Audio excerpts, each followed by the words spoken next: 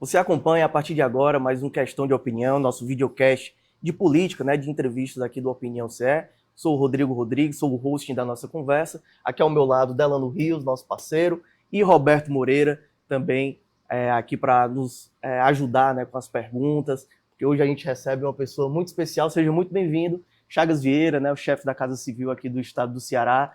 Tem muita coisa para falar hoje. Muito obrigado, um prazer estar aqui com você, Rodrigo, Delano, Roberto e a todos que fazem aqui o Sistema Opinião. Fico muito feliz aqui, estou à disposição para conversarmos sobre todos os assuntos. Perfeito. Para a gente começar, só uma breve apresentação, né? O Chagas Vieira ele é formado em comunicação social, tem pós-graduação em telejornalismo, né? Foi secretário da Casa Civil do governo do Ceará entre os anos de 2020 e 2022, durante as gestões, né, dos ex-governadores Camilo Santana e Isolda Sela. Lembrando, também foi assessor especial de comunicação do governo do Ceará entre os anos de 2015 e 2020, integrou conselhos de órgãos estaduais, atuou como consultor e como superintendente de empresas de comunicação no Ceará, na Bahia e em Pernambuco. Reassumiu a Casa Civil em dezembro de 2024, está tocando esse barco. Estava até brincando aqui, né? Quantas horas tem o seu dia, Chagas? Porque é realmente muita coisa para tocar, muitos projetos importantes. E para a gente começar, antes de passar a palavra para o Delano e para o Roberto, queria que a gente relembrasse um pouquinho do evento de ontem, né? Do Previl, o Programa Integrado de Prevenção e Redução da Violência, programa que tem mais de 320 milhões de investimentos, né, um programa importante. E ontem foi formalizada uma parceria importante com 10 municípios que concentram, né, a maior parte dos crimes aqui, dos crimes letais intencionais aqui do estado do Ceará. Como que é isso, né? Qual a importância desse programa e o que a gente pode esperar de resultados? Rodrigo, sem dúvida, um dos maiores desafios de todos os estados é a questão do enfrentamento à violência. E assim, no Ceará não é diferente. A gente tem índices que realmente de violência que incomodam, que perturbam, que deixam a população realmente assustada com toda razão. E o governo do estado busca trabalhar em duas frentes. Só há duas formas de você combater a violência. O governo do Ceará está agarrado com o problema para enfrentá-lo com força e com coragem, sem se acomodar de forma nenhuma. Não é o fato de ser um problema que ocorre em todos os estados que nos deixa numa situação de acontece com todo mundo, vai ficar... Não é, a gente trabalha todos os dias para enfrentar. De um lado, a gente busca enfrentar com a ação policial forte, ostensiva, com o fortalecimento das nossas forças de segurança, com a contratação de mais policiais, com a qualificação das nossas forças policiais, com a valorização, com mais equipamentos mais modernos. Até o momento, o governador Elmano já contratou mais de 3.300 policiais e hoje temos 4 concursos que estão aí em andamento.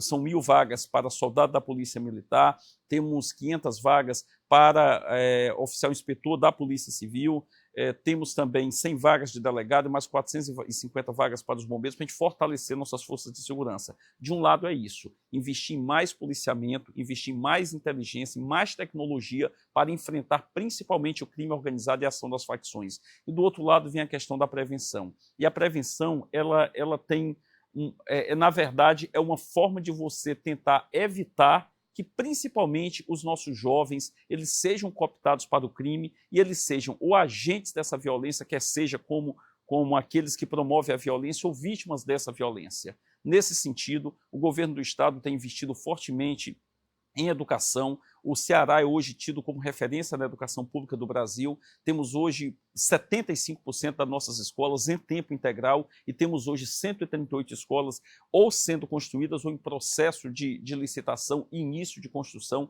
para que a gente possa universalizar o tempo integral no Ceará. Temos vários programas de qualificação, inclusive para os jovens, e o Previl, que você acaba de citar, entra nesse contexto de que a gente possa agir juntamente com os outros poderes, com o Poder Judiciário, com o Poder Legislativo e principalmente com os municípios, para que a gente possa, nessa união de forças, enfrentar essa situação. E o Previl hoje, ele tem uma parceria, foram assinados convênios com 10 municípios, os principais municípios do Ceará, os que têm mais população, Fortaleza, Juazeiro, Maracanaú, Maranguape, Caucaia, Crato, Itapipoca, não por acaso, é nesses lugares de maior população, onde há o maior número de homicídios. 52,3% dos homicídios do Ceará se concentram em 10 dos 184 municípios. E a gente tem que estar juntos para enfrentar essa problemática.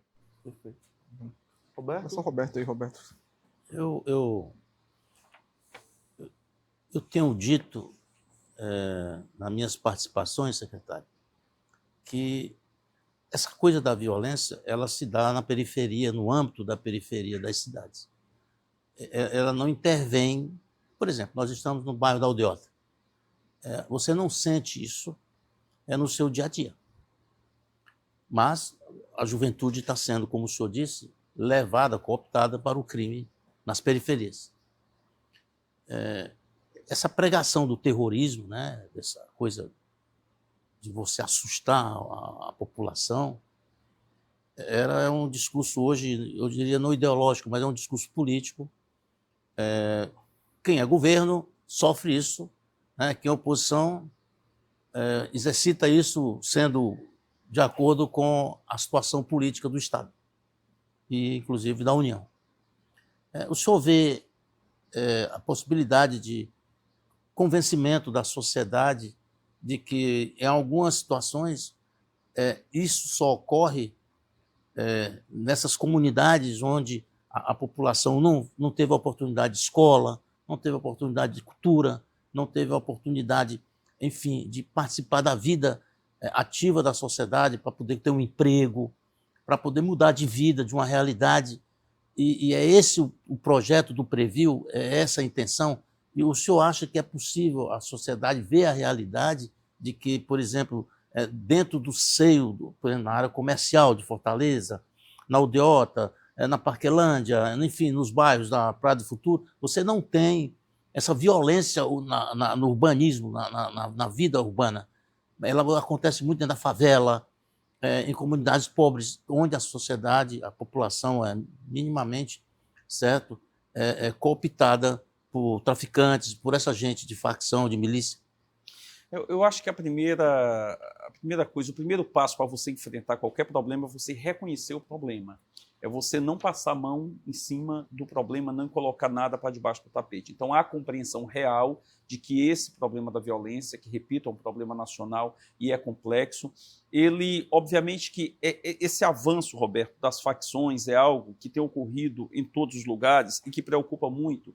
E, obviamente, que você tem, e os estudos policiais, isso é feito todos os dias, nós temos uma superintendência para estudar isso no âmbito da Secretaria de Segurança Pública, que é a SUPESP, que faz esse mapeamento das manchas criminais, sabendo exatamente onde esses crimes ocorrem. E, geralmente, na maioria das vezes, a maioria desses homicídios acontece onde há uma disputa maior de território, de facções, para fazer o tráfico. Isso são os estudos da polícia que colocam, e obviamente a polícia busca agir principalmente nessas áreas de maior conflito. Agora, recentemente, tivemos reuniões da Secretaria de Segurança, quando inclusive o governador Elmano anunciou que dobraria o número de horas extras da polícia, dobraria o número de operações e iria fazer uma intervenção forte, principalmente naquelas áreas que tinham uma atuação mais forte das facções. Então, é como eu te disse, Roberto, eu acho que a gente tem que trabalhar nas duas frentes. Trabalhar na frente da ostensividade, enfrentar com muita força o crime, entendendo que isso não é papel só do governo do Estado, e isso eu não estou tentando tirar responsabilidade, muito pelo contrário, mas entendendo que tem que ser uma união de forças para enfrentar esse problema, inclusive em relação às leis. Muito se coloca que a polícia prende muito, nunca se prendeu tanto como nós temos prendido aqui no Ceará, todos os dias em torno de 90 a 100 prisões são realizadas pela polícia e tem que colocar em algum lugar, já não tem vaga mais no presídio, os presídios estão superlotados, o governo construindo mais, mas é aquela situação, nós precisamos construir esses presídios porque estamos prendendo mais, mas obviamente que o ideal é que nós não precisássemos estar construindo esses presídios, mas é uma necessidade de se construir. Mas o governo trabalha nessas duas frentes. Se fala muito que a polícia prende e a justiça solta, mas a gente tem que entender muitas vezes também que há muitas leis que são muito frouxas e que favorecem esse tipo que deixa esses bandidos em liberdade, né? Essa sensação muito grande de impunidade. Isso estimula mais o crime. Eu diria, Roberto, que por estudos mesmo da polícia, quase 90% dos assassinatos estão relacionados à briga de facções. 90%. Então, estão se matando para ocupar território. mas nós não queremos que ninguém esteja se matando em lugar nenhum.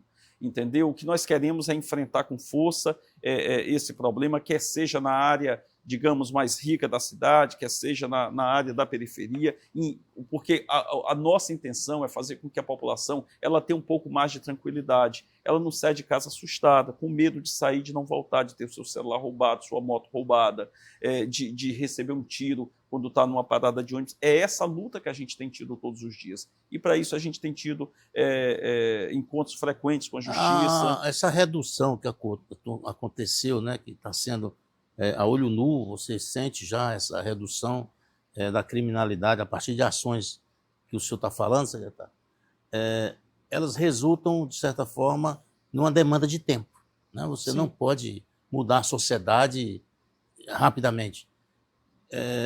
Há um sentimento de que essas facções elas tendem a mudar de lugar, sair do Ceará, ou vai toda para a cadeia?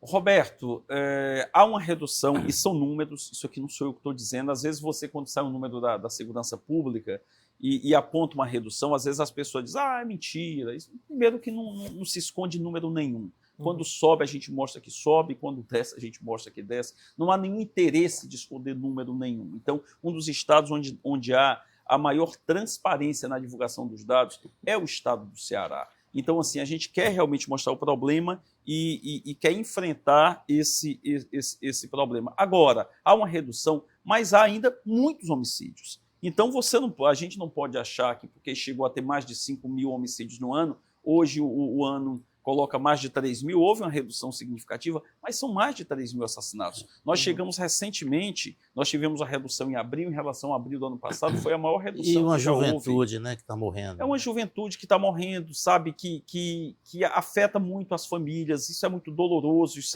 isso nos incomoda muito, mas é o que eu disse, mas a gente não pode fraquejar diante de uma situação dessa, a gente tem que realmente enfrentar. Claro. Em abril agora deste ano, nós tivemos a maior redução, uma das maiores reduções dos últimos anos, mas é porque no ano passado foi alto demais, tinha uma média de quase 11 assassinatos no dia, caiu para 6 e menos de 7 por dia, o que ainda é muita coisa. A gente quer baixar cada vez mais esse número. Agora, não é uma situação simples, não é uma situação fácil, não é uma situação com passe de mágica, como alguns tentam se aproveitar politicamente da situação de forma desonesta e fazer um discurso mentiroso de que vão resolver uma situação. Se fosse fácil, já tinham resolvido em todo o Brasil, e não resolve dessa forma. Eu ainda tenho uma pergunta em relação a isso, mas eu vou queria perguntar exatamente sobre isso. Até porque o Chagas está falando, o secretário está falando dessa questão dos números, e eu queria lhe perguntar uma coisa assim, normalmente, né, o habitual da classe política contra os candidatos é que as promessas fiquem na época da campanha e tudo. O Elmano fez uma coisa que é curiosa nesse ano, tudo já anunciou como à frente da Casa Civil, que foi estabelecer, não é exatamente uma promessa, mas estabelecer uma meta a se alcançar, o Estado alcançar em relação à redução de números, né? Essa meta é uma meta que, do ponto de vista até de um cálculo político, ele estabelece ali uma redução que, se não se consegue chegar, será cobrado, né? Então, muito claramente, digamos assim, ele coloca ali, digamos, de certa forma, um problema para ele também, ao mesmo tempo, de resolução muito concreto, né? Não é só a promessa seca de vamos reduzir, né? Vocês metrificaram. Eu queria saber como é que foi feita essa avaliação, né, em relação ao que o Estado, como é que o Estado fez esse cálculo no sentido de entender do que é que se quer e o que consegue fazer nessa redução, né? Levando em conta, inclusive, como o senhor falou, que não é um problema que cabe apenas ao Estado ou que está só ao alcance do Estado resolver. Eu acho que é muito, muito interessante essa sua pergunta, porque é como você diz, você chama a responsabilidade. Na verdade, o que o governador Elmano fez foi chamar a responsabilidade, ele como a maior liderança do estado do Ceará e o líder das forças de segurança, ele chama e diz, nós precisamos reduzir, esses números estão muito altos. E nós temos hoje mais de 30 mil policiais nas nossas forças de segurança. E nós precisamos estimular esses policiais, mas também precisamos cobrar. Quer dizer, a gente mantém, busca qualificar, busca dar melhores salários, e foi implantado esse sistema de metas em que o governo do estado ainda coloca financeiramente mais de 160 milhões de reais por ano disponíveis para as forças de segurança, além de também poder usar na promoção desses policiais, para que você possa é também ter a meritocracia. Você premiar os policiais que conseguem os melhores resultados como uma forma mesmo de estímulo. Por mais que a gente diga assim, pô, mas está colocando uma meta muitas vezes muito alta, 10%, 12%, 14%, tudo isso foram feitos estudos, nada disso foi construído da cabeça minha ou da cabeça do governador, nem só da cabeça do secretário, mas foram feitas várias reuniões e estudos com a SUPESP, a Superintendência de Estudos da SSPD, Secretaria de Segurança Pública, juntamente com Polícia Militar, com Polícia Civil, com Corpo de Bombeiros, para chegar até esses números, que são diferentes por áreas. Em determinadas áreas onde houve um aumento muito grande de violência, esse número é até maior. Em outras áreas onde já havia um certo controle dessa violência, o número é menor. Na média ficou em torno de 10%, 12%, se não me engano, na média geral de redução dessa violência, porque você tem que ter meta, você tem que buscar, você tem que lutar para alcançar. Porque se você não tiver, a gente vai ficar achando que isso é normal. E não é normal. Esses assassinatos que acontecem nesse volume não é normal aqui em lugar nenhum. E a gente tem que lutar para enfrentar isso, para tentar proteger a nossa população. Por mais que saibamos que em torno de 90% desses assassinatos ocorrem por alguma relação com facções, a gente vai lutar para que a população se sinta mais tranquila. Ninguém fica satisfeito porque facção está matando facção. A gente quer que essas facções elas não hajam, elas não existam, elas não tiram o sossego da população. E para isso a polícia tem trabalhado, se reunido todos os dias. Nesse momento a polícia está lá reunida. Obviamente que eu estou na Casa Civil, fico cuidando do governo todo, não estou especificamente só na área da segurança, porque tem que cuidar de saúde e educação, mas há profissionais hoje aí que estão milhares e arriscando a própria vida. Isso me incomoda muito quando chegam determinadas pessoas e começam a fazer ataques aí à polícia e ficam fazendo propaganda de facção. Eles enaltecem a ação das facções e desprezam o trabalho da polícia. E são vidas humanas que estão saindo todos os dias para se secretário, o senhor me permite eu contar uma historinha de 30 segundos? Claro. Aqui no Ceará, a maior, lembro, e o Chagas é do meu contemporâneo, eu sou um pouco mais velho, mas a gente era da rua, e tinha a figura do cartãozeiro. Isso. Os jovens, todos queriam ser cartãozeiros. Hoje os cartãozeiros ou estão mortos ou estão na cadeia. É a mesma coisa das facções. Elas vão para esse destino. E a gente lamenta, no meu caso aqui, eu sou jornalista, a gente lamenta, como o Chagas falou, as mães, os pais chorando, sofrendo, vendo seus filhos irem para o cemitério. Com 20 anos de idade, 25, 27, 28 anos, 12 anos, 13. Então, Chagas, só para complementar aí o que você está falando, é bom deixar claro que o destino dessas pessoas ou é a cadeia ou é o cemitério. Não tem outro caminho. Então, é justo que o Chagas fala sobre essa importância de você tentar evitar esse caos. Então, Chagas, eu acho que o Previl ele vai ser fundamental nesses 10 municípios para tentar reverter uma situação e de conscientizar essas pessoas. Isso, de conscientizar, de qualificar, de dar mais oportunidades, principalmente para esses jovens, sabe? Temos muitas ações em curso no governo do Estado para tentar dar mais oportunidade para esses jovens. Eu até dizia ontem, nesse evento, Roberto, que quando você gera empregos, e esse governo gerou 111 mil empregos no governo humano em 2 anos, você está prevenindo a violência. Quando você constrói escola em tempo integral, você está prevenindo a violência. Quando você tem 24.400 jovens que ingressaram no ensino superior só no ano passado de escolas públicas, quando é que você imaginava que jovens de escola pública estavam na universidade? Meu tempo era uma dificuldade. No meu tempo, que eu digo que nós somos mais antigos, né?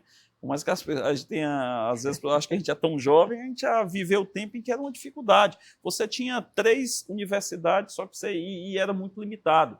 Você tinha a Unifor, tinha a UES e tinha a UFC. Unifor, a gente não tinha, à época, condições de pagar. O UES era aquela luta. O UFC era só quem estudava em escola cara que conseguia passar na UFC. Não, hoje a gente tem 24.400 jovens em um ano passando nas universidades de escolas públicas. E agora a gente tem que buscar emprego para esses jovens. Quando a gente esteve no mês passado na China, eu estive com o governador lá em Xangai e Pequim, e nós fomos ao polo automotivo. a Feira Automotiva de Pequim, que é a maior do mundo, e tinha um estande do Ceará lá, a gente estava buscando empresas para se instalar aqui no Polo Automotivo de Horizonte, que é uma realidade. Agora, em julho, vai começar a ser contratado pela empresa como Export pessoas para trabalhar, dar mais emprego para essas pessoas, entendeu?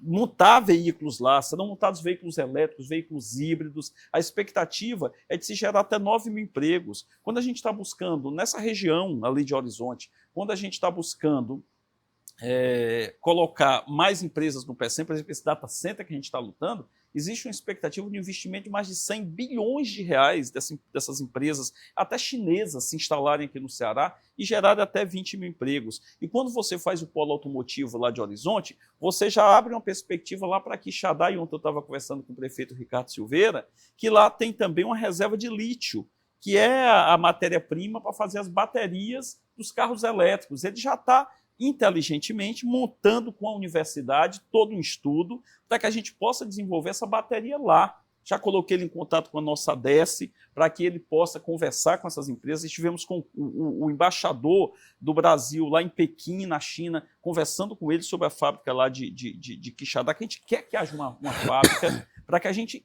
É isso, a gente tem que gerar mais oportunidades. Aliás, o Ricardo Silveira está construindo lá uma estação tecnológica, né? Uma estação de trem, que transformou num laboratório de tecnologia. Perfeito. Né? Ele está com a ideia muito bacana. Não é o fato, você tem uma ideia. Você tem aqui o fato do Ricardo Silveira. Foi um prefeito que não esteve conosco na eleição, votou contra na eleição. Mas ninguém quer saber quem votou a favor, quem votou contra. Depois que você é eleito prefeito, é eleito governador de todo mundo. Então, assim, nós estamos aqui para governar com parceria com todas as secretarias. Não tem essa história com todas as prefeituras. Não tem essa história de por ser partido A, por ser partido B. O nosso único partido aqui são os 9.200.000 cearenses. O senhor falou lá do Polo, né? A gente recebeu aqui há pouco tempo o reitor do IFCE. E na ligação, aqui ao vivo com a gente, ele ligou para o prefeito lá de Horizonte, o prefeito falou, a gente está cedendo aqui o espaço ao lado do polo para o IFCE, então o IFCE vai ter um espaço ao lado do polo, desenvolvendo conhecimento do Ceará, né, dos cearenses, já com oportunidade de emprego. Então é uma coisa muito... E está acontecendo muito rápido também. Né? E é real, não é promessa. Para você ter uma ideia, IFCE, a gente tem um em Fortaleza, ali na Avenida 13 de Maio. Antiga, né? Escola Técnica. Isso, na Escola Técnica. O presidente Lula, com o apoio do ministro Camilo Santana, que com muito orgulho para nós, é um cearense do Ministério da Educação, está trazendo mais 6 institutos federais aqui para o Ceará. 6, mais 2 aqui para Fortaleza. E repito, não é promessa. Eu estava conversando com o professor Valli ontem. Por quê? Porque a gente já vai começar lá, já vai começar as obras do Instituto Federal. Um vai funcionar ali ao lado da Cavalaria de Messejana, vamos ter o Instituto Federal lá, e o outro é lá onde era...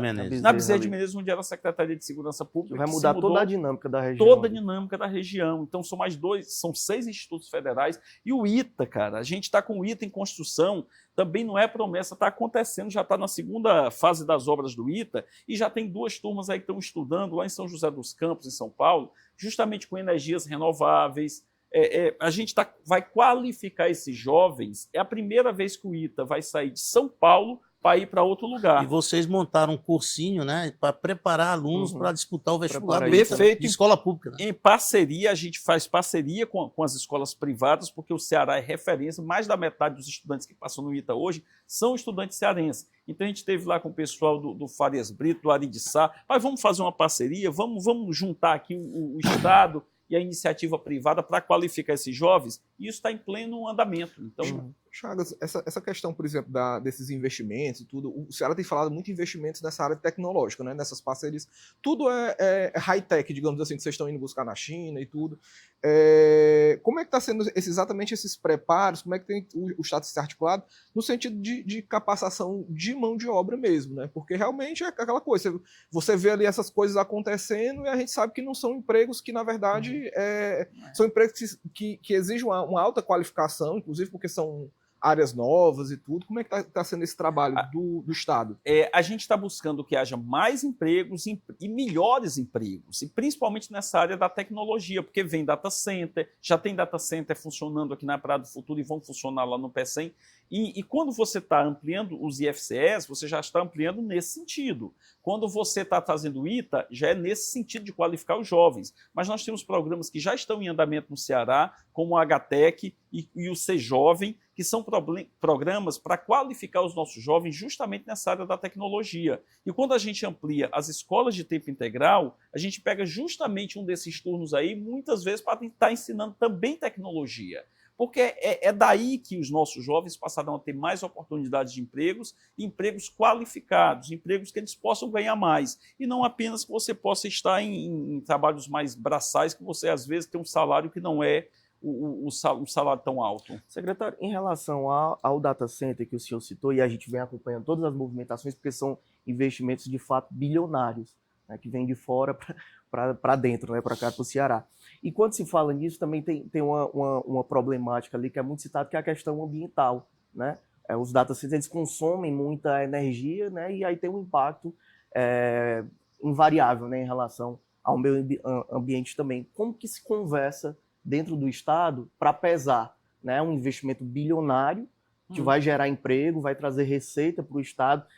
Eu acho que não tem muito como fugir disso, porque o Ceará tem uma localização importante, né, para esse tipo de empreendimento. E como é que liga isso também à questão ambiental? O Ceará é um dos estados que mais gera energia renovável.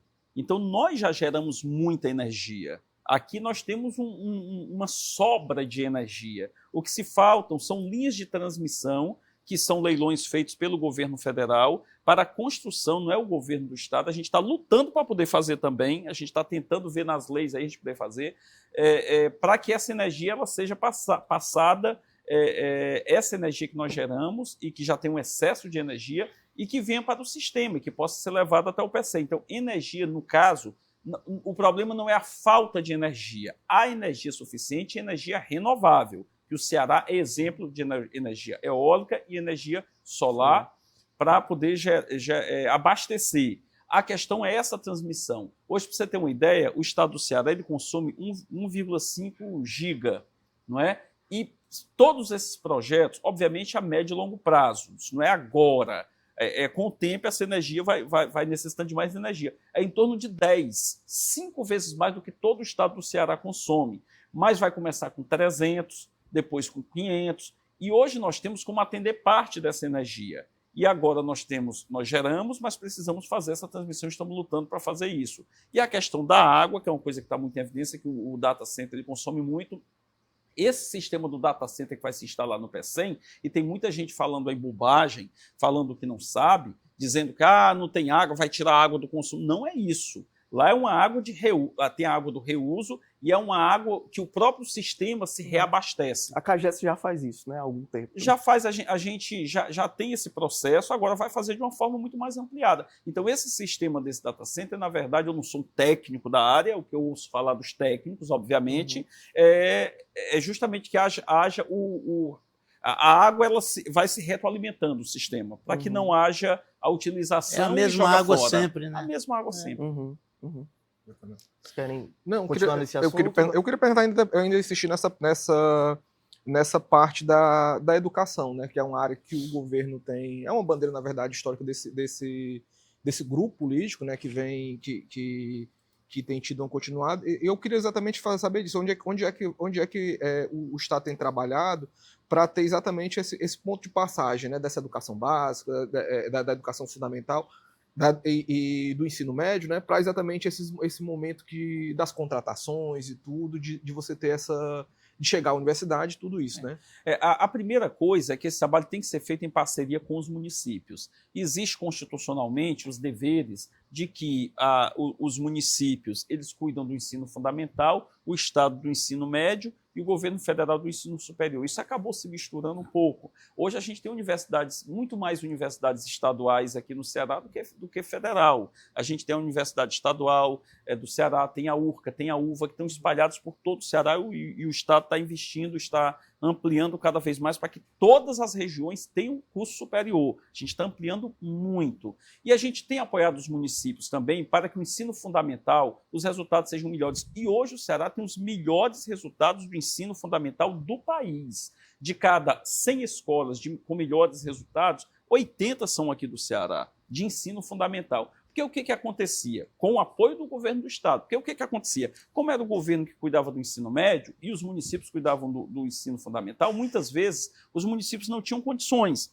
O que o governo fez? Começou a fazer uma parceria, porque esse estudante que vinha do ensino fundamental mal atendido, digamos assim, quando chegava aqui no ensino médio, porque a maior índice de evasão ocorria justamente aqui passando do 9º ano do ensino fundamental para o 1º ano do ensino médio. Os estudantes simplesmente desistiam, era 13%, 14%, 15%. Hoje a gente está em torno de 5%, 6% de evasão, não tenho esse número exatamente, mas reduziu mais da metade. Segundo o IBGE, o analfabetismo no Ceará caiu de 55% para 5%. Não, para você ter uma ideia, e nesse número aí do analfabetismo, para você ter uma ideia, o que se preconiza é que o estudante, para chegar a ler, a criança, para ler no 2º ano do ensino fundamental, tem uma meta para ler até o 2º ano do ensino fundamental. No Brasil, a média é em torno de 55%, 56%, porque a meta estabelecida pelo Ministério da Educação é de 80% até 2030, de que 80% das crianças saibam ler e escrever até o 2º ano. A média no Brasil é 55%, 56%. Em Sergipe é 31%. A meta para 2030 é 80% no Brasil. O Ceará já tem hoje 85%. Ou seja, nós já superamos a meta que é para 2030. Nós vamos agora lançar um programa para buscar esses 15% que ainda não estão lendo na idade certa. E eu dizia a questão do ensino fundamental, porque quando ele não é preparado no ensino fundamental, ele não chegava bem no ensino médio. O que nós fizemos? O Estado começou a apoiar os municípios, desde o ensino, desde o comecinho lá da criança, passando primeiro, segundo, terceiro, do ensino fundamental. Resultado, o Ceará, que tinha o 16º lugar no ensino médio do país, hoje é o 3º, porque começa a vir o fruto dessas crianças que o Estado apoiou lá atrás, desde Cid Gomes, passando por Camilo Santana, Isolda Sela e agora é o Mano de Freitas. Então, essa é uma política de Estado, não é de um governo. Então, a gente apoia e esse estudante que vem do ensino fundamental já chega mais preparado do ensino médio. Hoje nós já estamos com o 3º e não se engane, o Ceará será o número 1 do ensino médio também, do ensino médio público do Brasil também. Secretário, nacionalmente a gente tem uma dificuldade ainda, e o Ceará de fato desponta nisso, os nossos parâmetros ainda são muito baixos. Quando você mede, né? Você mede ali a leitura, o nível de leitura é o nível de leitura básico. Porque há uma dificuldade histórica do estado do Ceará e o Ceará de fato do Brasil, né? E o Ceará de fato está avançado nisso, mas a gente precisa avançar muito mais em termos de política educacional, falando do Brasil, falando do Ceará. Dentro desse contexto, queria que o senhor falasse da importância de você ter uma escola de tempo integral, que a gente começa com essa política aqui no Ceará, hoje é uma política nacionalizada com o ministro da Educação, Camilo Santana, e tem de fato um impacto gigantesco para o futuro, né? E o Ceará já está bem avançado nesse ponto também. A escola de tempo integral, ela é importante em alguns fatores, e eu irei resumir o máximo aqui. Um dos principais fatores, qualificar melhor, porque você tem o estudante que está aqui estudando as disciplinas convencionais e depois chega no contraturno, no turno da tarde, e estuda outras disciplinas, estuda tecnologia, sistema de computação, começa a estudar outras coisas para preparar para o mercado de trabalho. Ponto 1. Ponto 2, tem até um aspecto social do ponto de vista de alimentação. Muitos desses jovens que vão para a escola, hoje nós temos mais de 400 mil jovens nas nossas mais de 700 escolas de ensino médio. Esses jovens não têm nem o que comer, porque as pessoas, às vezes, não têm a real dimensão das dificuldades que muitas famílias enfrentam. Não têm o que comer e vão para a escola, muitas vezes, para comer, porque não tem. Então, você já tem aí a questão da alimentação. E número 3, da prevenção da violência. No momento que você está com um jovem lá na escola, aprendendo, se alimentando, fazendo um esporte, ele não está lá sendo cooptado pelo crime. E por isso que o ministro Camilo criou, juntamente com o presidente Lula, o Pé de Meia, que é a Bolsa do Ensino Médio, com o tempo aí, o prefeito Evandro vai colocar, inclusive, para o 9º ano aqui também do ensino fundamental. O ministro Camilo disse que a ideia é sua, né? Pois é, a gente... Do nome, né? Exatamente. À época, o ministro Camilo, a gente conversava e as agências do governo estavam 2 meses tentando, não tinha um nome, aí ele me ligou, a gente começou a conversar e eu saquei o pé de meia, que na verdade é o que todos nós da velha guarda conhecemos, os jovens passariam a conhecer o que seria realmente você guardar o seu dinheirinho ali, e é uma política importante porque são R$ 9.200 reais que cada jovem do ensino médio pode receber ao final dos 3 anos. Ele recebe lá para a matrícula R$ 200, todo mês recebe mais R$ 200, quando chega no final do ano, passou, recebe mais 1.000, e assim vai. E ao final dos 3 anos, ele tem R$ 9.200 que vai sendo rendendo, ele pode tirar parte e mantém parte desse recurso lá. Por quê? Porque é um estímulo, cara. Eu fico indignado quando eu vejo algumas pessoas que dizem isso é uma picaretagem, fica assistencialismo. Esse pessoal que fala isso é o pessoal que não entende a realidade das pessoas. O governo do estado dá 130 mil refeições por dia com o programa Ceará Sem Fome, vai para 150 mil agora. Todo dia o governo do estado fornece 130 mil refeições que são produzidas em 1.300 cozinhas comunitárias. É o povo que fica fazendo. A gente cadastra as cozinhas comunitárias, o governo dá o apoio, contrata as pessoas e fica lá a Dona Maria, o seu José, lá na periferia de Fortaleza, nos municípios, cozinhando e entregando a quentinha para quem está precisando. Aí algumas pessoas dizem o seguinte, mas não tem que dar o peixe, tem que ensinar a pescar. Isso é uma picaretagem de quem fala isso. Claro que a gente tem que buscar qualificação e emprego para os jovens, mas é uma picaretagem de quem não entende a realidade de quem está passando fome. Quem está passando fome precisa de um prato de comida e tem que ter. Agora, dentro desse programa tem lá o Ceará Sem Fome, qualificação, que aí é um dos eixos que você começa a pegar essas pessoas para qualificar para que elas possam não precisar mais dessa quentinha. Enquanto precisa, a gente tem que dar. Até 40 mil pessoas até 2026, segundo a primeira-dama falou, um evento durante essa semana. Exatamente. Né? Estamos qualificando para que essas pessoas tenham o seu emprego, porque essas pessoas não querem estar comendo de graça a quentinha, não. O que essas pessoas querem é um emprego. Agora, essas pessoas sequer, muitas vezes, têm uma identidade. Então, o que a gente está tentando é dar dignidade para que essas pessoas tenham qualificação, emprego e possam não precisar dessa quentinha. Secretário, antes da gente partir para um próximo tema, e aí eu falando já está com 40 minutos de entrevista, então a gente vai acelerar um pouquinho aqui também. Mas eu queria que o senhor falasse rapidinho do saldo do encontro com os prefeitos em Brasília, né? Foram passadas algumas demandas também, demandas justas dos municípios. Como é que foi essa articulação, né? Como é que o governo ele pode, de alguma forma, ajudar nisso também, obviamente, sabendo que, né, tem cautela, né? Ali Sim, não, o diálogo é sempre o melhor caminho. O governador Eumano, ele recebeu, nos últimos 4, 5 meses aí, todos os 184 prefeitos do Ceará.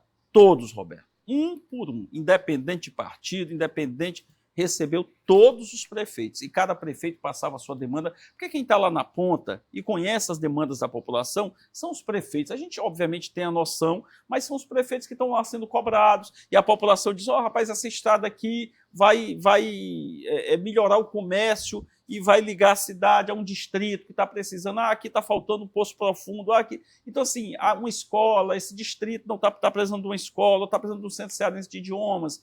Então, assim, são os prefeitos que entendem, juntamente, foram eleitos democraticamente pela população, escolhidos, são os representantes. Então, o governador ouviu todos. E esse diálogo ele precisa acontecer e tem acontecido. O governador recebe, todos os secretários são orientados a estar conversando com os prefeitos todos os dias. E lá em Brasília, na verdade, existe a marcha dos prefeitos que acontece todos os anos, em que eles vão colocar as pautas desse federalismo que acontece, desse apoio que é necessário do governo federal e do governo estadual. E o que a gente foi, na verdade, foi reforçar, solidificar essa parceria e passar para os prefeitos essa mensagem de que nós estamos juntos, de que o problema que está acontecendo lá na cidade é um problema de todos nós, eles não estão isolados, o governo do estado está presente e vai estar presente na solução desses problemas. E repito, não importa se é de partido A, se é de partido B, todos os moradores lá de Juazeiro, que foi um partido, um prefeito de oposição, apoiavam os outros candidatos, e ele teve 50 e poucos por cento.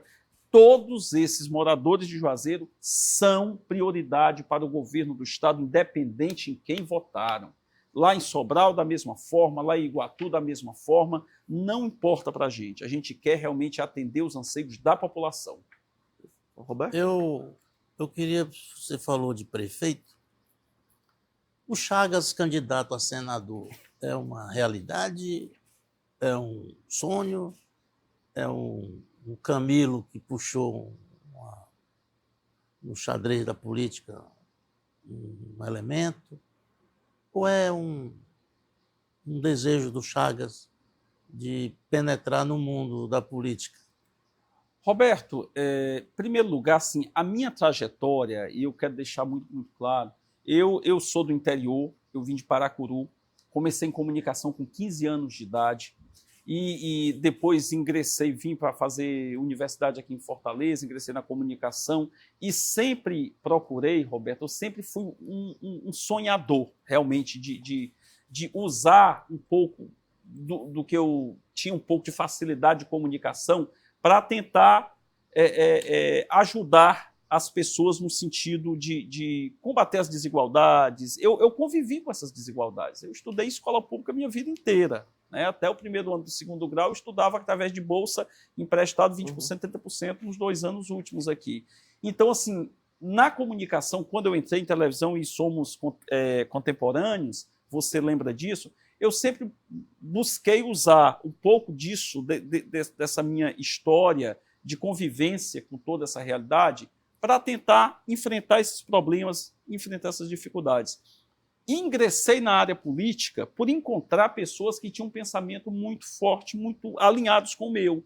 Ministro Camilo, governador Almano, prefeito Evandro e tantos outros companheiros que acabaram eu ingressando numa área que eu nunca me imaginava. Fiquei mais de 20 anos na comunicação e desde 2014 ingressei por encontrar pessoas que tinham esse mesmo ideal. E ao longo desses 10 anos que eu estou fazendo parte desse grupo, quase 11 anos, Roberto, eu tenho buscado ajudar nesse sentido. Então, o que me move verdadeiramente é a possibilidade de estar trabalhando para combater essas desigualdades, para estar sonhando junto com esses jovens, para fazer avançar. Não é um discurso que muitas vezes as pessoas, discurso não é, porque é a realidade que eu vivi.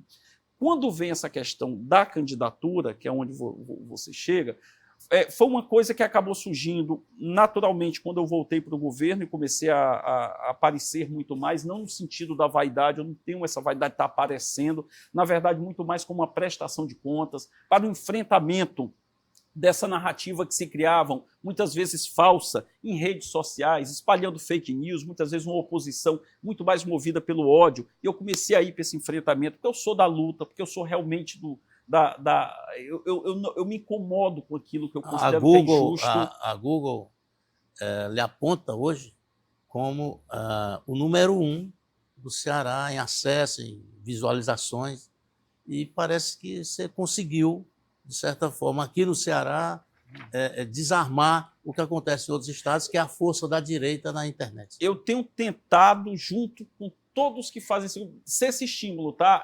Liderar pelo exemplo, sabe, Roberto? De dar cara e dizer, vamos fazer um bom enfrentamento com ideias, com informações corretas, verdadeiras. Eu tenho buscado isso. Então, essa coisa da candidatura, ou da possível candidatura, ela veio nesse sentido. Algum deputado, outro prefeito começou a falar, e depois o ministro Camilo, o próprio governador Almano, mas sempre naquela perspectiva de que a gente vai ter uma eleição no ano que vem. Muita gente está tentando aí antecipar o debate, principalmente a oposição, porque assim, eles não estão... O pessoal da oposição está tomando café, almoço, jantar, só falando de política. Eleição, eleição, eleição, eleição. Nós estamos com muito problema para resolver. Está faltando mais de um ano para a eleição. Então, o nosso foco hoje, Roberto, é trabalhar. Eu acho que a melhor forma de você fazer política é trabalhar, é dar resultado. É isso que eu tenho procurado fazer. Então, assim, eu tenho procurado não tirar meu foco. Antigamente, quando dizia assim, rapaz, você quer... Eu resistia completamente. Eu diria que é uma coisa a se pensar no momento certo. Avaliar no momento certo, entendeu? Fico feliz quando o meu nome é citado, quando é enaltecido por algumas pessoas. O governador, Chagas, me permita aí uma parte, né? O governador, quando se refere a você... presente ou ausente em todo o Ceará. Eu viajo muito, né? Vejo o governador no interior. As pessoas até perguntam por que eu tenho tanta informação, porque eu vou atrás, né? Você, rapaz, está em todos os lugares. O governador sempre lhe cita como o coordenador geral do governo. A pessoa que estuda o governo, sabe o governo e ajuda a definir o governo. Isso, de certa forma, gerou dentro do mercado da política, né, dentro do meio político, do jogo político, a sensação né, de que você é a pessoa para um embate a partir das suas aparições, do seu jeito de responder, do enfrentamento, de tentar dizer para a sociedade que estão mentindo e que você está colocando a verdade. Então, isso lhe tornou essa pessoa que todo mundo está citando como um provável senador, um ficha limpa, uma pessoa direita, correta, em relação a alguns candidatos que tem aí que não podiam nem estar mais sendo candidatos? Pois é o que eu te disse. Eu acho que a forma como eu retornei para o governo, eu estou sendo chefe da Casa Civil do terceiro governador, fui do Camilo, da Isolda e agora do governador Elmano. Eu voltei com uma missão, voltei no dia 16 de dezembro. A minha missão era ajudar os trabalhos que vinham sendo feitos no governo do Estado. O papel da Casa Civil é esse, ligar os pontos e tentar realmente resolver problemas. E aí, antes de começar a entrevista, aqui o Rodrigo dizia o seguinte: rapaz, o seu dia tem quantas horas? Eu disse: rapaz, tem hora que eu nem sei, porque realmente sábado, domingo, feriado. O pessoal que trabalha diretamente comigo sofre um pouquinho, porque eu sou muito elétrico, entendeu? Então, assim, eu tenho uma ideia, eu escrevo, eu mando, às vezes acordo cedo para não perder o... O problema são as noites que são curtas, né? Pois é, as noites são muito curtas, mas é porque quando a gente... quando você faz uma coisa com muito amor, com muita disposição, você tende a ter mais força para enfrentar. Então, o que me move, na verdade, é dar resultado naquilo que eu me proponho a fazer. E o resultado no governo do Estado é fazer com que as escolas, saber que as obras estão andando, que as vagas para o ensino integral estão aumentando, que os nossos empregos... Eu fico ligando para o Vlad quase todo dia. Vlad, como é que está de emprego hoje aí? Rapaz, tantos. Aí eu ligo para a Eliana Estrela. Eliana, como é que está a escola tal? Tanto. Aí eu ligo lá para o Valdeci da SOP. Valdeci, rapaz, como é que está a estrada? Estão dizendo que tal. Eu vou passando nos lugares, é meio maluco. Aí eu tiro foto, aí filmo. Então, assim, as pessoas mandam para mim no Instagram de qualquer lugar do Ceará. Eu acho que elas nem imaginam. Mas sou eu mesmo lá que respondo, clico. Tudo que me manda, eu mando para o secretário e digo: rapaz, eu recebi isso aqui. É verdade isso aqui? Então, assim, eu não consigo ver as coisas não estarem nos devidos lugares e não lutar para colocar. Não é me colocando como o herói que resolve tudo. Jamais. Eu não tenho isso comigo. Mas é com a disposição de tentar enfrentar e resolver. Quase que encerrar a minha participação. Mas a gente tem tempo ainda. Ainda Vamos tem? lá. Mas secretário, você veio para o governo Elmano e criou uma nova imagem do governo. O governo que não para, o Chagas no Instagram, o Chagas respondendo à oposição. O Chagas dominou o cenário.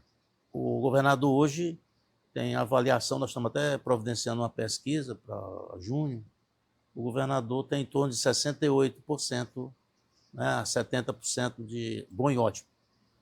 E o Evandro está muito próximo disso, né?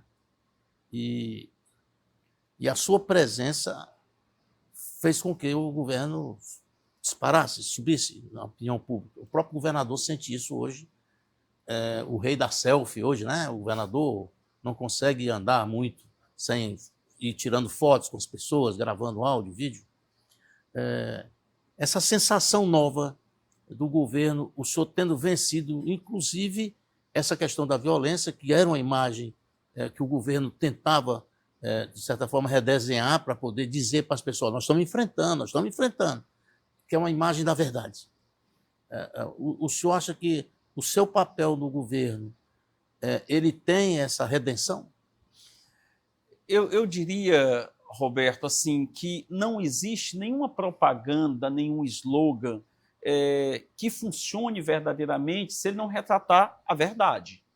Não adianta eu criar um slogan ou fazer uma propaganda que lá na ponta a pessoa perceba que aquilo não existe. Então, às vezes, as pessoas... o que nós fizemos, obviamente, além de tentar acelerar junto com toda uma equipe, um trabalho que vinha sendo realizado, e a gente tenta melhorar a cada dia, muita coisa vinha sendo feita, a gente tenta melhorar a cada dia, obra que de repente estava no patamar, a gente tenta correr para realmente entregar um serviço, o hospital universitário que a gente entregou, com 832 leitos, que aos poucos vai sendo todo ocupado. Quando você faz essa comunicação e, paralelo a isso, as coisas realmente acontecem, dá esse resultado que você diz, Roberto. Por quê? Porque às vezes as pessoas dizem o seguinte, principalmente as pessoas que vivem numa bolha, mas como é que está com 67% de aprovação? Eu estou aqui no meu condomínio classe A aqui, para mim ele é um governador, um petista. É assim que as pessoas tratam na sua bolha. Mas essa pessoa não sabe que nesse momento tem milhares de famílias que para receber um tratamento do câncer, lá na região de Quixeramobim, lá na região de Limoeiro, precisavam se deslocar 300, 400 quilômetros para receber atendimento. E hoje estão recebendo atendimento do câncer lá. Estão fazendo cirurgia lá. Daqui a pouco vai ser em Crateús, que a gente vai estar colocando o tratamento oncológico. Quando a gente faz as areninhas, quando coloca o centro de educação infantil, quando a gente constrói uma escola, quando coloca uma estrada, lá na ponta, lá em Groaíras, lá em Itaiçaba, lá em Sobral, quando a gente faz isso, isso está chegando para as pessoas. Ei, Chagas, vocês estão recebendo a concorrência privada, né? Lá em Crateús, vocês estão instalando lá o centro de ecologia, e o CRIO já fez um prédio lá. Pois é. Olha aí, pois não fazia antes. Né? Mas é isso, cara. A gente tá conseguindo, e isso me motiva. Nesse momento, a gente está construindo mais um hospital regional. Olha, nós não tínhamos nenhum hospital regional no Ceará. Nós construímos, desde o CID para cá, o Hospital Regional de Juazeiro, no Cariri, o Hospital Regional de Sobral, na região norte. Aí veio o CID com Camilo, o Hospital de Quixeramobim, na região do Sertão Central. Aí veio o Camilo com Elmano. Veja a sequência que vem tendo.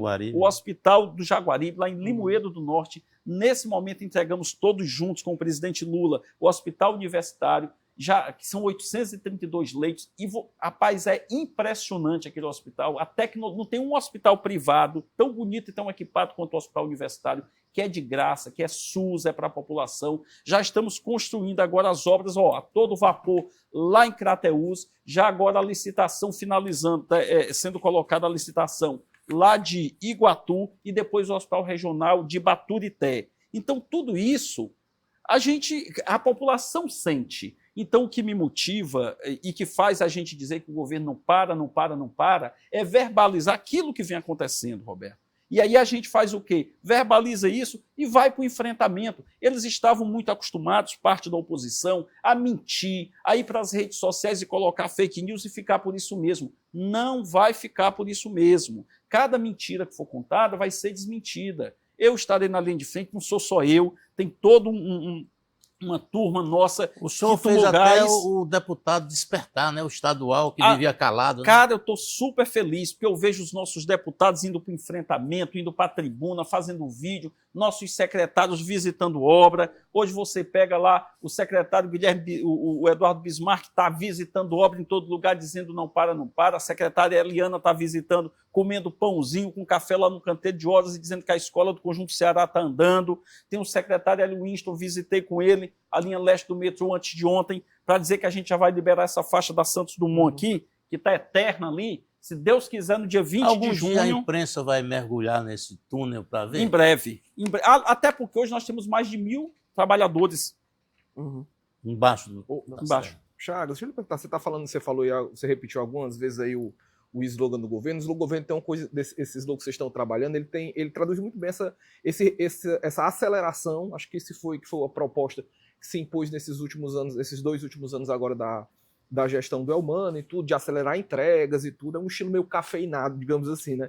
E aí, essa questão da discussão das eleições, dessa antecipação, inclusive o próprio governador muitas vezes diz, olha, não é agora, o Camilo Santana também fala isso, você também já tem falado isso, assim, essa discussão de eleição tem uma parte, sim, da oposição, mas também tem uma parte de aliados que já está de olho ali em 2026. Como é que vocês têm tratado isso?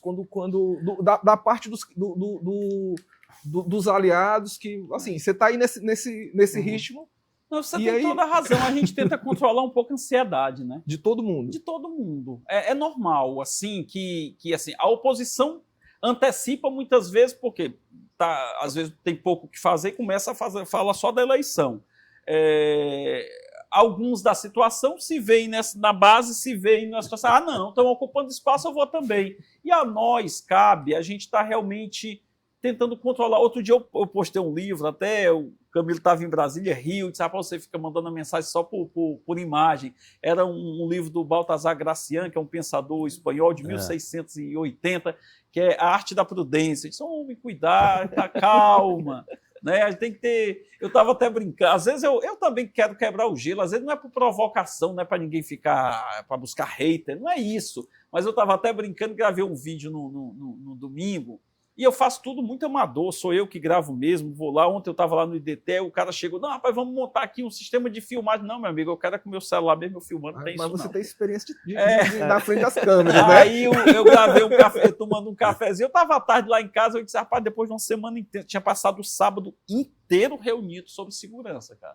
Morto. Aí eu estava em casa sábado à tarde, na hora que eu estava tomando café, minha esposa comigo lá fazendo café, aí eu lembrei do Adair Júnior, né? Quando o Júnior gravava aqueles vídeos provocantes, eu disse, rapaz, vou gravar um vídeo aqui. Aí eu falei, porque tem um café da oposição lá, que só é política, assim, eleição. Eu disse, homem, tem um passeio, rapaz, não tem ansiedade lá de cá, não, rapaz. A nossa ansiedade é para trabalhar. Eu sou extremamente ansioso, mas para dar resultado no trabalho.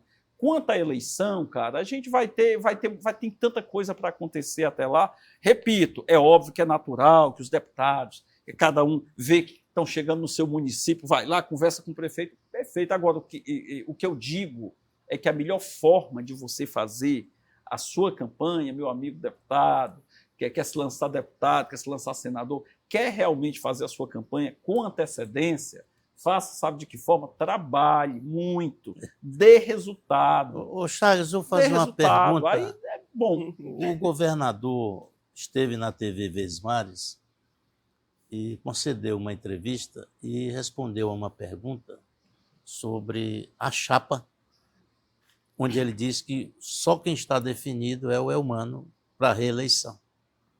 E ele soltou, né? Eu não sei se ele estava já acordado, bem acordado, né? Aí ele disse que o PT já tinha a cabeça da chapa, como se o Senado não ficasse com o PT, nenhuma das duas vagas. O ministro Camilo, né? Camilo foi. Como você ainda não tem um partido filiação, então você já não vai se filiar ao PT, não é isso? Não sei. Não sei. Você seria o PDT? Não sei. PDT? Eu realmente não tenho partido, assim, nunca fui candidato a nada. Sim, mas o PT, o ministro já Rapaz, disse que eu não te tem a digo com vaga. absoluta convicção de que pro PL é que eu não vou. Jamais. União Brasil, Chagas. Jamais assim, cara. Porque, meu irmão, você se juntar ao que há de pior na política, que é esse bolsonarismo radical, jamais. Chagas, Jamais. O ministro, nessa mesma entrevista, ele falou também sobre o interesse hoje do grupo governista, né, de atrair partidos que hoje não estão na base. E aí ele cita nominalmente o União Brasil, está no processo aí de federação com um partido que aqui no Ceará é da base, PP. com o PP. A União Brasil está nacionalmente, né? Tem um ministério lá, Tem mas ministério. é aquela... torcendo pelo cavalo alheio, né? É um dos partidos que está meio assim, tá e não tá com o governo, né? Sim. Como é que você vê essa relação aqui no Ceará? Nós temos que conversar com todos. Inclusive, do União Brasil aqui, tem várias pessoas que nós temos uma relação muito tranquila. Eu já estive com a deputada Fernanda Pessoa 3 vezes. Inclusive, na inauguração do hospital, a deputada Fernanda Pessoa sentou aqui do meu lado, foi o nosso primeiro encontro. Nós passamos aqui o evento, conversando, e depois já tivemos reunidos 3 vezes. E é do União Brasil. Já tive com o prefeito Roberto Pessoa. Não, e ela diz abertamente que apoia o governo Elmano. Exatamente. Eu vivo conversando com o deputado Moses, que é do União Brasil. Me dou muito bem com o deputado Moses. É o líder da bancada também. Que é o líder da bancada. Me dou super bem com o deputado Moses, que é do União Brasil. Então, assim, eu acho que a gente tem que conversar com todo mundo. Vou dar aqui um exemplo. Na Assembleia, a União Brasil é da base também. Pois é. Então, aí tem 2 da base e 2 na oposição. Pois é. Então, assim, eu vou dar um exemplo aqui. Deputada Emília Pessoa, do PSDB. Converso muito com a deputada Emília Pessoa, conversamos de projeto, aquilo que posso contribuir pelo governo, contribuo. O Camussa, né? O Firmo, né? O Firmo Camussa. Tive com o Firmo Camussa também. Então, assim, eu estou com todo mundo, meu irmão, converso de boa com todo mundo. O Deusinho lá de Calcaia, que está com o nome, já teve comigo, que na eleição não estava, e brigou, e foi lá, me deu um abraço. Gosto muito do Deusinho. Então, assim, eu não tenho realmente... Eu acho que a gente tem que conversar com todo mundo que queira construir algo positivo. O Tancredo, nós estamos nos 40 anos do colégio eleitoral que redemocratizou o Brasil, né? A eleição do Tancredo. O Tancredo não assumiu a presidência, mas ele é autor de uma frase fantástica. Ele estava em Camboriú, recebendo o apoio do pessoal do PDS, a Arena, né? E um jornalista da Folha perguntou: como é que o senhor se sente, Tancredo, recebendo o apoio do Jorge Bornhausen, que roubou o Estado de Santa Catarina, quebrou o Estado, acabou com o Banco Regional do Sul, um homem de direita, conservador, e o Tancredo Neves disse: eu me sinto muito bem. Pois é. Sabe por quê? Sabe por quê que eu... O senhor é que está incomodado. Sabe por quê que eu converso, Roberto? É brilhante essa história. Sabe por quê que... Porque é o seguinte, eu estou num projeto, e eu digo isso com muita tranquilidade, é um projeto que tem os seus objetivos muito claros. A gente quer melhorar a educação e trabalha para isso. A gente quer levar a saúde para o interior e trabalha para isso. A gente quer enfrentar o problema da violência e trabalha para isso. Do outro lado, o que se propõe, eu te pergunto, o que verdadeiramente se propõe quem está hoje se colocando no outro ali, se juntando aqui o bolsonarismo radical, eles são movidos unicamente pelo ódio, é pelo sentimento de vingança. Não há outra coisa, é o anti-Camilo. Eles não aceitam que o Camilo Santana se transformou na maior liderança do estado do Ceará política e tentam destruí-lo de todas as formas. Eles não aceitam que um cara humilde, filho de um agricultor e de uma professora, lutador das causas sociais como é o Elmano, seja o governador do estado. Eles não aceitam. Então, o que os move é o ódio e a vingança. E o que nos move é o sentimento de justiça. Então, isso me deixa feliz. Então, quando chega essa coisa que sempre eu não tive na política, assim, diretamente como candidato, isso me estimula. Isso me estimula a não, hoje, negar possibilidades. É porque eu não posso aceitar que o sentimento de ódio, o sentimento de vingança, prepondere diante de um sentimento de justiça. E eu vou lutar todos os dias nesse governo para que o bem prevaleça. Eu não estou querendo criar essa coisa do bem, não é isso, mas os fatos estão aí. Eles vivem unicamente de espalhar fake news, da mentira e de tentar derrubar de todas as formas o ministro Camilo e o governador Elmano. É isso que eles querem. A narrativa deles é essa. O senhor falou algo interessante aí na sua resposta, que é a sociedade, uma parte dela, essa sociedade de oposição, não aceitar o governador Elmano, um agricultor, um advogado, filho de agricultor, uma professora do Estado. Essa colocação tem tudo a ver com esse trabalho que você está fazendo de certa forma, construir um Elmano diferente, porque o Elmano mudou muito depois que o senhor chegou na secretaria. Mas esse é o Elmano verdadeiro. Ele tinha um pouco da timidez, porque você não consegue transformar, mudar. O Elmano está feliz no discurso, falando com desenvoltura. Porque esse é o Elmano, entendeu? Às vezes as pessoas diziam que o Camilo era muito tímido, começou muito tímido. Você acompanhou tudo, Roberto, toda a trajetória. Camilo era tímido e, de repente, o Camilo virou aquele cara do selfie, do bate-papo. O Camilo foi o primeiro governador do país e nós criamos, à época, a ter um bate-papo semanal com a população através do Facebook. Que continua, né? Que continua agora com o Elmano. Foi o primeiro, 1 hora conversando com a população, e o Camilo virou esse cara porque era da essência dele. Então, o que eu não acredito é aquela palhaçada da eleição que você tenta transformar alguém que não é no garotão, o engraçado, coloca um óculos, aí fica todo mundo lacrando. Isso é ridículo. É claro que isso não daria certo. Quando começaram a fazer aquela palhaçada, eu disse, não vai dar certo. E não deu. A comunicação do Evandro também, ela tá mudando muito, né? Para melhor. O Evandro vai na casa dos outros, ele isso que a gente tem que ele faz selfie. Não tem segredo. É você ser o que você é. O que o Elmano está fazendo hoje é o que o Elmano é a essência dele. Se eu tenho alguma pequena parte, alguma contribuição pequena nesse processo, é de tentar enxergar um pouco alguns desses pontos e junto com toda uma equipe a gente dizer, mano, pô, você tem que fazer, porque é de você. Ele teve um papo engraçadíssimo agora que ele gravou agora essa semana, eu morri de rir no fim de semana, que ele foi para um evento no interior e encontrou um Elmana. Vocês chegaram a ver, rapaz, a mais engraçada do mundo, era o Elmana e a Elmana. Aí ele dizia, ai, minha mãe minha mãe é Elza, minha mãe... Aí começou... Foi muito bom aquele cara, vídeo. Mas quem conversa com o Elmana, ele tem aquele jeitão dele, às vezes meio... Mas ele é aquele cara brincalhão que vai... Quando você quebra, aí ele... É um vídeo que fizeram com o Evandro que não deu certo. Foi o Evandro todo produzido gravando um vídeo no central de medicamentos, como se fosse um repórter, né? Pois e o Evandro não estava meio pois assim. Pois é, a gente tem que ser o natural. É por isso que essa comunicação que eu faço, eles não. Cara, é algo tão ridículo, tão fake, que agora eles têm uma linha de todo mundo de preto gravando. Começa com o Nicolas lá, aí vem o André aqui, aí depois vem Roberto, vem Sarto, é todo mundo de preto no cenário preto, aí vem o capitão. Ridículo. Chagas, deixa eu perguntar. Ridículo.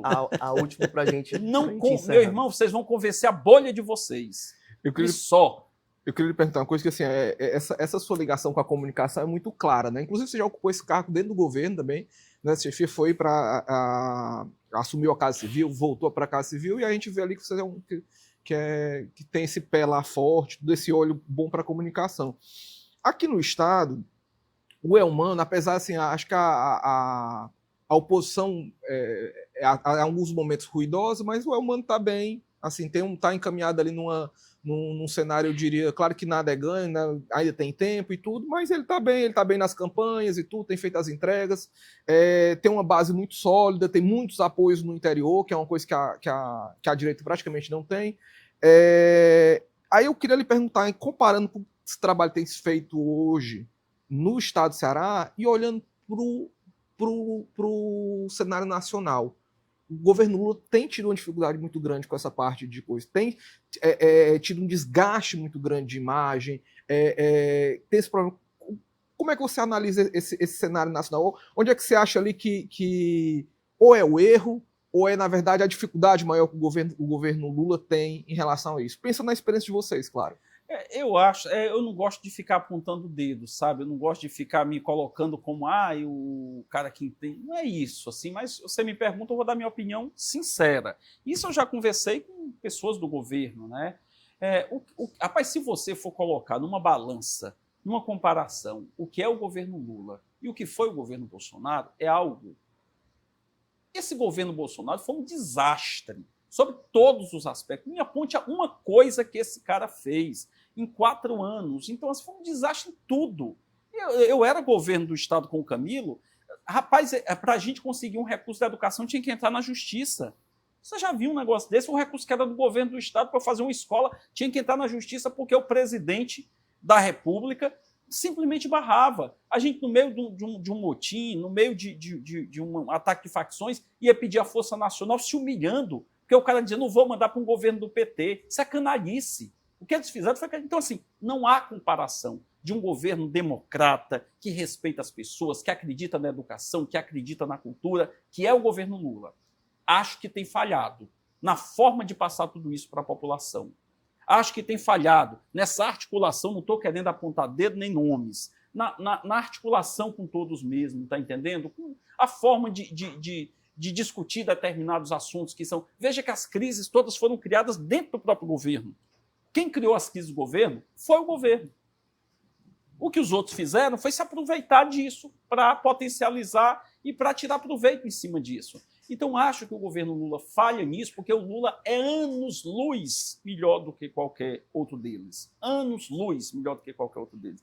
Tem que potencializar cada vez mais isso, essas entregas, tudo aquilo, fazer realmente... Veja bem, vamos lá, a eleição, uma reeleição, ela é plebiscitária. Você diz, você vai decidir se o que foi que você fez e o outro fez. Veja o que fizeram. E veja o que o presidente Lula fez e tem feito. E tem ministros, como o ministro Camilo. O ministro Camilo hoje é respeitado em todo o país. É tido como um dos melhores ministros do governo federal.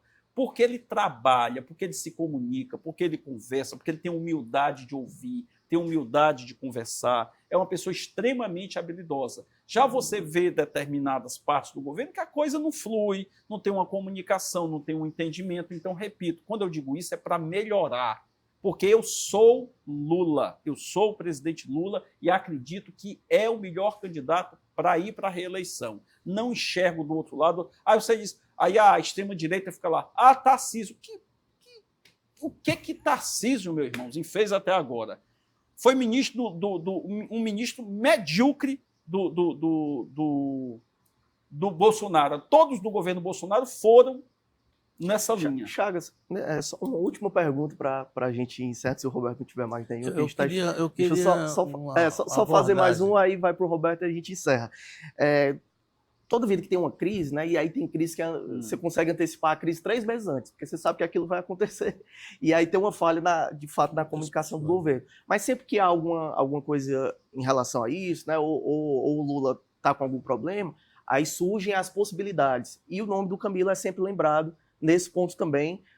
Você tem as figuras mais proeminentes do governo federal que dizem que para 26 não, mas para o futuro sim, ninguém sabe. Como é que você vê essa relação, você que tem uma proximidade, né, com o ministro Camilo Santana, você, enfim, é de casa ali também, né?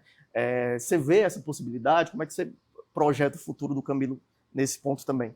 O nosso candidato a presidente para o ano que vem, com todas as palavras ditas, inclusive pelo nosso ministro Camilo, é Luiz Inácio Lula da Silva. Esse é o nosso candidato e vamos lutar com todas as forças para que ele seja reeleito por justiça.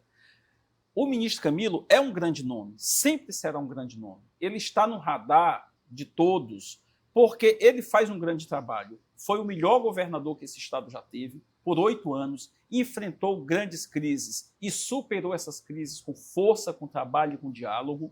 Nos momentos mais adversos, Camilo estava junto da população e ele dava respostas. Foi para o governo federal, é o melhor ministro que tem hoje no governo federal, com resultados, com entregas.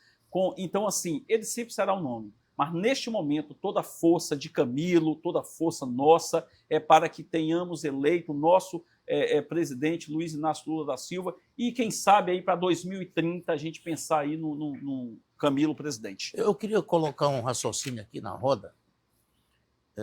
Eu estive em São Paulo recentemente e há uma discussão profunda lá. São Paulo hoje é um estado de direito. Principalmente a imprensa, uma parte da imprensa, que compra horários em rádio e televisão, que a partir de São Paulo elas se tornam nacionais. Esse campo de direito financiado pela Bolsa de Valores, pelo mercado financeiro, ela contrata jornalistas de direito ou pseudo-jornalistas de direita que fazem campanha sistemática contra o presidente Lula, contra o governo federal. E no campo das pessoas racionais, as pessoas que realmente compreendem a política e a gestão pública, a gestão do senhor Tarcísio de Freitas ela é questionada. A Sabesp, por exemplo, é um patrimônio do paulista, que está sendo privatizada, os trens privatizados, as estradas privatizadas. E isso vai ter uma consequência lá na frente. A educação que ele quer privatizar. Privatizada. Então, isso vai ter consequência lá adiante, como aconteceu com o Brasil na área da telecomunicação. Você vendeu aqui a Coelce, você vendeu a Teleceará, empresas rentáveis que tinham um sucesso absoluto de prestação de serviço. E hoje tudo isso é questionado. E no Brasil inteiro, o governo brasileiro vendeu toda a sua telecomunicação, ainda deu dinheiro para os empresários comprarem e quebraram. Hoje está na mão de estrangeiros. Um custo altíssimo a internet, o telefone. Então, São Paulo vai discutir lá na frente a sua população, aquela minoria que ainda tem uma relevância. O Tarcísio não tem 50% de aprovação hoje.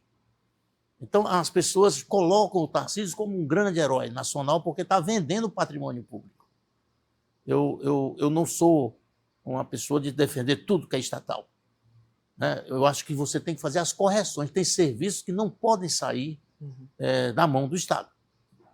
Eu achei relevante o Chagas levantar uma questão que é você prestar o serviço e entregar, que é a intenção deles aqui no Ceará. Você não pode privatizar uma escola. Não pode. Já tem a escola particular. A relevância do Estado hoje é em competir. A escola pública hoje, como ele disse, os prédios são bem melhores do que a escola particular, do que a maioria da escola particular. Eu digo isso porque eu ando, circulo. Uma vez eu estava caminhando e dirigindo o carro e o colega do lado disse, Roberto, como é que o governo constrói uma escola de tempo integral dessa, linda, bonita, caríssima, no meio do sertão, na estrada? Eu disse, é porque você não sabe.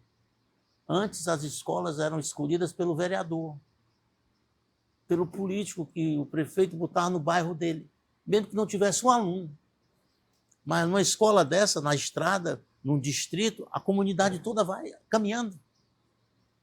Então, você vê o hospital, Roberto, lá de Limoeiro, exatamente, no meio, cara, do sertão. Aquele hospital, pra você ter uma ideia, nós ali almoçamos... entre Russas, Tabuleiro, Limoeiro... Aquele hospital, nós almoçamos no canteiro de obras. Eu e o Camilo e a nossa equipe, almoçando no canteiro de obras. Nós vimos a construção. O hospital universitário, que é lindo, e depois nós vamos marcar para toda a imprensa ir lá visitar, fazer um acompanhamento lá em tudo. Aquele hospital, nós fomos lá vendo a primeira estaca, num terreno. Olhando lá, não tinha nada. E a gente chegou hoje lá. Você sabia, Roberto, que o hospital universitário, Rodrigo e Delano, são 3 torres aqui. Você esteve lá, Roberto. As 3 torres, ali cabem 3 hospitais. Se você pegar o hospital de Juazeiro, o hospital regional de Limoeiro, o hospital regional de Quixeramobim, que são gigantes, os 3 em leitos cabem aqui dentro do hospital universitário. Onde é que você imagina que em pleno 2025, todo mundo com o cofre quebrado, os estados, eu digo no sentido de que não tem dinheiro sobrando. O Ceará é muito bem equilibrado, graças a Deus, fiscalmente. Pernambuco está atrasando salário. Nós nunca atrasamos salários, pagamos tudo em dia, antecipamos Rio Grande do Sul está pagando outubro. E você imagina, numa situação dessa, você fazer um hospital público, meu irmão. Para construir aquele hospital, sabe quanto é que custa? 650 milhões, juntando com equipamento. Você sabe quanto é para manter ele todo? 934 por ano. Por ano, você gasta mais do que você gasta para construir. Você tem uma ideia do que é manter um hospital. E nós estamos lá e é gratuito. Ontem mesmo estava vendo na internet, eu adoro que o pessoal fica me marcando e me marca e eu compartilho. Acho bacana porque vem do interior todo, sabe? Ontem o cara estava, eu acho que era de onde, rapaz? Acho que era de Itaiçaba lá me marcando, eu compartilho. Mostrando, dizendo o seguinte, passando em frente ao hospital universitário, aí disse, salvei meu pai aqui. Eu disse, rapaz, que coisa. É isso que motiva. É isso que faz a gente ter forças para enfrentar essas narrativas mentirosas, essas fake news. Agora, a gente tem que estar preparado, porque é pancada que toda semana estão me atacando lá eu sou contra essa tese do Estado mínimo, né? Toda semana lá na Assembleia estão me atacando, haters nas minhas redes sociais. Meu irmão, se eles souberem o quanto isso me estimula, cada pancada dessa que ele dá, mais me estimula. Estão me dando mais corda. Secretário, a gente quer agradecer a sua participação aqui. O Cafado está até olhando ali, rapaz, o tempo estourou, mas é porque tem muito assunto mesmo. E é bom que a gente já estende o convite também para uma próxima oportunidade. Assunto não vai faltar, pergunta não vai faltar, eu tenho certeza que o senhor não vai deixar a gente sem resposta também. Então, em nome do Grupo Opinião CA, a gente agradece aqui a sua participação e já estende o convite para uma próxima oportunidade. Eu que agradeço, foi uma conversa, acho que muito bacana, com 3 jornalistas, 3 profissionais qualificados. Gerações diferentes. Eu estava dizendo aqui para o Delano e para o Rodrigo, vocês estão com um professor aqui na frente. Não, aí é o mais jovem, o Delano está meio... O Delano está no meio. Aqui é a novíssima, a nova e a velha guarda. Né? Mas assim, eu queria aproveitar, além de agradecer, parabenizar ao Roberto e a todos que fazem o Grupo Opinião. Não é fácil, Roberto, o que você está fazendo aqui. Eu posso fazer um registro? Sim. Para quem está acompanhando, eu era repórter, ele era repórter. Ele era da área mais sensível do jornalismo, que a gente chama na faculdade, né? Que era o jornalismo comunitário, que era o jornalismo que ele fazia, e principalmente policial. O Chagas sempre chegou na frente, todos nós, eu era gestor no Sistema Verdes Mares, todos nós queríamos contratar o Chagas. E o Chagas sempre fiel lá, Jangadeiro, onde ele se tornou superintendente, diretor, e foi para o Brasil todo. Então o Chagas sempre foi bom onde ele esteve. E a evolução política, a evolução dele como homem de gestão é merecedora de todos os elogios da sociedade cearense. Eu só queria fazer esse reconhecimento, eu não preciso puxar o saco dele. Né, muito obrigado, Roberto. Mas é porque ele sempre foi bom. Muito obrigado. Ele era o melhor repórter policial da época. Para quem não sabe, né? Agora fica sabendo. Não, e com muito orgulho, às vezes até um da oposição foi da Assembleia para atacar e disse, ele foi o repórter. Eu disse, fui, com muito orgulho. E exatamente. E aí, meu amigo, eu não fui ladrão. Aí eu não fui, entendeu? Assim, não sou e não serei. Então é muito fácil, isso eu digo, com muita tranquilidade para quem acha que vai me atacar lá dizendo que eu fui com muito orgulho, faz parte da minha história, outro dia eu postei nas redes sociais e aprendi pra caramba com isso. Então, assim, e quero dizer, Roberto, que estou com essa motivação, com essa determinação, porque acredito nesse projeto. Sei dos enormes desafios, sei das dificuldades, não é fácil. Então, assim, quem vem de dizer que está um mar de rosa, não é isso. Eu acho que o primeiro passo para você resolver os problemas é quando você reconhece os problemas. O primeiro passo para você avançar nas coisas é quando você sabe que precisa avançar nas coisas. E é com esse foco que eu continuo. Com muita disposição, junto com o nosso governador Elmano, junto com o nosso ministro Camilo, junto com o nosso prefeito Evandro, junto com todos os prefeitos aliados e principalmente com a nossa população, acreditando que a gente pode melhorar cada dia, passo a passo, degrau a degrau, mas com muita disposição, com muita força e com muita fé e coragem. E muito volte, obrigado. Viu? Volte. Se Deus quiser. A gente vai estender o convite, certamente. Te agradecer também, Dalano, pela parceria. Obrigado, Roberto, Rodrigo. A gente segue juntos aqui no jornal. E, obviamente, te agradecer pela audiência, né? Lembrando que a repercussão completa dessa entrevista você acompanha nas nossas redes sociais e no nosso portal de notícias também. Se você ainda não é inscrito aqui no canal do YouTube, basta se inscrever, você não paga nada para isso. Aproveita, comenta, compartilha e marca o sininho para receber todas as novidades aqui do Opinião CE. O Questão de Opinião de hoje vai ficando por aqui, mas a gente volta logo mais com mais uma entrevista exclusiva para você.